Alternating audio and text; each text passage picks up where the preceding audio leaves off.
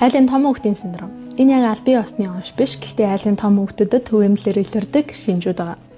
Нийтгээр хэтэрхий хариуцлага хүлээдэг. Ялангуяа бусдын өмнөөс хүртэл хариуцлага хүлээн гэсэн. Хоёр дахь нь сэтгэл зүйн хувьд төгс байх гэж хит их ачаалдаг.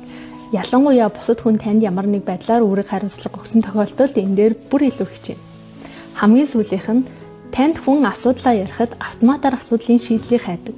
Тэр чинь тийм процесс болсон гэсэн. Ямар шалтгаанаас болж ингэдэг вэ?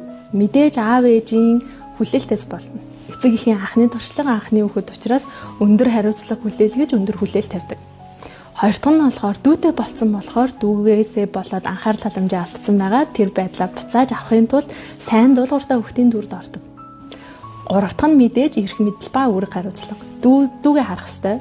Аав ээжийнхээ үгэнд орох ёстой. Тэгээд дүү нартаа зөв үлгэр дуурайл үзүүлэх ёстой. Дараагийн бичлэгээр энэ хүүхдүүдэд зориулсан зөвлөмжийг оруулъя.